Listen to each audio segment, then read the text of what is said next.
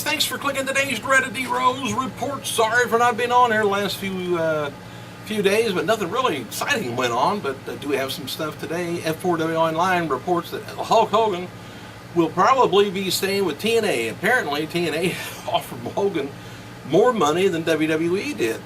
You can imagine that. Of course, they may look at him and say, it's not that, they're not going to put the extra money into the bank for him anymore. But it said that WWE offered Hogan the offer was nowhere close to what they've offered other stars in previous years. Like, you know, Hogan will make in 1 year with TNA is about what The Rock and Lesnar made for one match. Of course, they brought the views in too.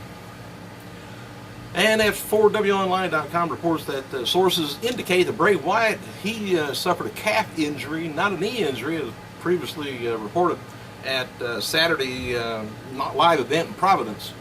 No other details are available, but the injury was not serious, and Wyatt he had to leave the ring on the arena on crutches Saturday night. Bray Wyatt did not wrestle Sunday night's live event in Philadelphia, but he was at ringside in a rocking chair like normal. And Rowan and Harper, they took on Titus O'Neil and Darren Young, but I don't know how he got down to there, though. Whether they carried him out in the chair or what. And noted earlier about Bray's injury from Saturday night. Wasn't believed to be serious, but is likely a calf injury, and a fan on Twitter met Wyatt before the live event on Sunday afternoon, and I guess in a photo that he took, Wyatt wasn't using any crutches of any kind. So, we'll see. Fans in attendance Sunday at WWE live event in Philadelphia said the arena was only 40% full. Nobody sitting in the upper level. One fan sent word that it was like the lowest attendance of WWE in Philadelphia history, I guess.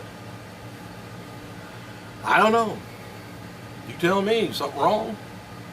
Or is it financial? I mean, just the economy. Sources indicate that Hogan, like I said, reached out to WWE with a Hall of Famer eyeing a possibility for a program and a run with John Cena.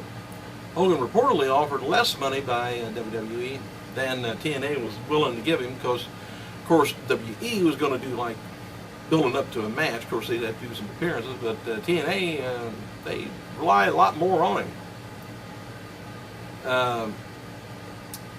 Well, what else have I got here? TNA's, that's likely why TNA is advertising Hogan for the upcoming Bound for Glory pay-per-view. They know he'll be there. And this week's episode of WWE's NXT is going to be featuring a title match with Bo Dallas defending it against Sami Zayn. And Carlito suffered a nasty cut during a match with Tommy Dreamer on Sunday night's Family Wrestling Entertainment Internet pay-per-view. It was referred to as a neck artery, which means Carlito received a tetanus shot and the wound cleaned, but he refused a trip to the hospital. Tonight's WWE Raw is taking place at Scott's Trade Center, St. Louis, Missouri. No match has been announced for tonight's, but advertised locally is going to be hometown star Randy Orton taking on Daniel Bryan, and CM Punk taking on Curtis Axel with Paul Heyman in a handicap match like they've been doing. And WWE is focusing on these points for tonight's show. Business decision for Triple H after being knocked out by Big Show, which I thought was kind of funny. And what does the Wyatt family have in store for The Miz? Well, it's probably nothing to do with Bray. It'll be the other guys. And will Ryback's big boost help him against CM Punk? And what's next for Alberto? And how will Shawn Michaels affect Hell in a Cell's main event? Alright, WWE website has an article up noting that Seth Rollins and Reigns of The Shield have crossed into the top 5 longest tag team title reign after passing 147 this past weekend. Here's what the top 5 look. Rollins and Reigns got 147 days. Kane and Daniel Bryan, 245 days. The Miz, John Morrison, 250 days, and Carlito and Primo, 280 days, and the longest reigning, Paul London, Brian Kendricks, 331.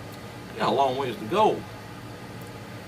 All right, noted before, this is some odds and ends about Bray, about Wyatt appearing in Sunday's main event. He did not wrestle. He was at ringside with Rollins and Harper, and they defeated Neal and Young.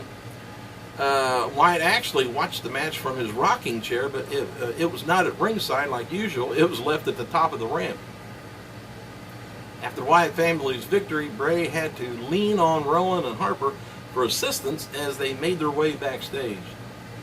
F4W Online reports the word is that Harper may be out of the ring for maybe a month. Depends on his recoup time. And he's a little bit heavy to be putting too much on his ankles and calves and things. He still needs to lose a little bit of weight, I think. Michelle McCool noted on Twitter she was at the Bradley Marquez fight, a boxing match at Las Vegas last night. She did not mention her husband Undertaker, but I seen pictures of the Underman right beside her. Happy birthday to Hall of Famer Black Jack Lanza, 78 years old. Nikolai Volkov, 66. Former AJPW Unified Tag Team Champion Danny Spivey, 61. Insane Clown Posse member Shaggy 2-Dope, 39. Former WWE and F and WCW diva Stacy Keibler, 34. And on this day, we lost one hell of a guy. Wrestling legend, Hall of Famer, Captain Lou Albano at the age of 76 years old. Thanks for clicking, you guys. I gotta go.